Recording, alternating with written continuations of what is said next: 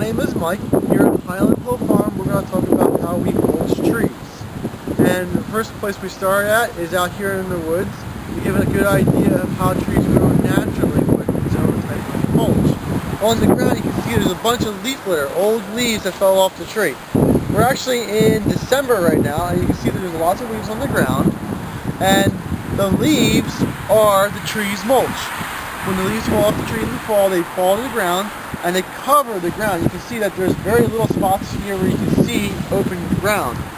And these leaves are the mulch. Now, the mulch, these leaves do a couple things for the tree. First thing is it insulates the ground so that the roots do not have to freeze thaw. Secondly, when the leaves break down, they create an organic layer on the surface. It's called the O-horizon of the soil. So, if you dig down through forested soils, most forested soils have an O layer. And that's just because these leaves, when they break down, they turn black, and that black layer is the O-horizon. Second, another thing that leaves do for trees is that when their acorns drop or their seeds drop, the leaves cover the seeds so that they get a little blanket for them to be germinated, or it depends on what kind of seed it is too. But the leaves do insulate the seeds for it. So now we know some information about what leaves do, and when we plant trees in our landscape, we try to kind of mimic what the trees in the forest need in order to grow. So when we make beds in landscapes, we usually try to make beds where the root zone is for the smaller tree. Then when we put mulch around it, we try to simulate what leaves are like in the landscape. So when we put mulch down, the first year you can put mulch down fairly heavy. Now, not too heavy, you're going to curl the tree, making big mountains of mulch everywhere. But you want to mimic that O-horizon in the soil profile. So you put some mulch down so it decomposes and makes a nice, really nice place for the soil microbes to be, and for the different things that the mulch would do. Every year after you put the first layer of mulch down, you just want to add just enough mulch to just make a new covering to it. You don't need to be adding inches and inches of mulch, because that's actually really bad. The first year you should probably put about an inch down at most, but make sure you don't put it too high up on the tree's root flare, because you don't want to girdle the tree.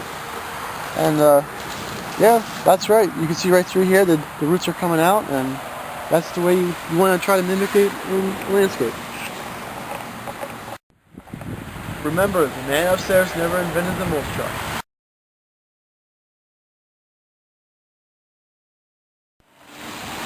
Here at a parking lot, you can see an oak tree, and we're just taking a look at the mulch bed around it. I do like the mulch bed. You can see that it's not too much mulch. You can see some of the dirt coming through. You can see parts of the root flare coming out, and it's a fairly large size bed for it. Maybe a little bit bigger of a bed needed for this size of a tree, but to be honest, in a parking lot, in a situation like this, I would say this is very, very good. I don't see anything really wrong with it. How much mulch did you think they actually have there? About an inch?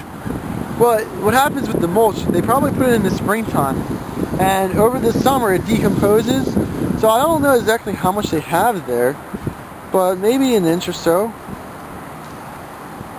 You can see it is, even though we had a lot of rain last night. So it's about an inch, right?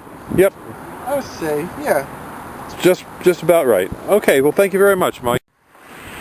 This is about free mulch, and what kind of mulch you can expect. Sometimes you get some really nice mulch, like this right here. It's chopped up very nice. We like it. It'll break down real fast for us. And if you look over here, sometimes you get some real stinkers where they don't even do all the work. So when you get free mulch, just beware, because sometimes it's not always as nice as you think it's going to be. Things that we like to do, we like to spread it out on fields before we plant it, and yeah, just be wary of where you get the mulch from. What kind of pathogens could be in your free mulch? Oh, okay. Well, that's actually a good question, because there's a lot of bad pathogens that come in mulch. The most notorious one is a disease that attacks maples. So when you have mulch for maples, just be careful of where it comes from, and make sure that the wood chips themselves are not maples, because that's a real serious problem that they have. You can have a healthy maple in your landscape, If you put mulch around it, you could actually be infecting that tree and dooming it to die, and dooming any other maple in the soil whose roots can grow into that soil where the mulch is at to die for the next 7 years. So if you have maples, be wary about where the mulch. If you're going to screen out a large property with an evergreen shrub or tree, one selection you would want to consider is the green giant arborvitae. This fast-growing arborvitae is really a western red cedar. Its normal habitat is on the western coast of North America in Washington and Oregon. It was a cross between a Japanese arborvitae and the western red cedar that created the clone called the green giant. This particular variety is very easy to grow, has a small fibrous root system, and can actually put on growth of 3 feet a year in many locations if properly cared for. It forms a very nice tight screen. It's usually planted between 5 and 8 feet apart, and when it's planted, it's easy to grow.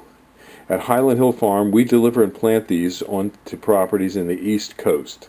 When we deliver and plant multiple trees, we always install a drip water system. That helps these trees get established. When you are considering a screening or buffering project, give us a call or send us a picture of your site for free review. We're located in Fountainville, PA, Milan, PA, and Lenore, North Carolina. So we ship all over the East Coast, and we do deliver and install. We have green giants, small seedlings to large trees. We ship them on pickup trucks, on flatbed trailers, and also on tractor trailers. So call us at 215-651-8329 for the #1 screening plant in North America, which is the green giant. Highland Hill Farm is a plant and tree grower located in Fountainville, PA. We will give free landscaping plans that we draw up for our customers. Just email us pictures of your site and a description of what you want your landscaping to accomplish, and we will help you select trees and shrubs for the desired purpose that you have in mind.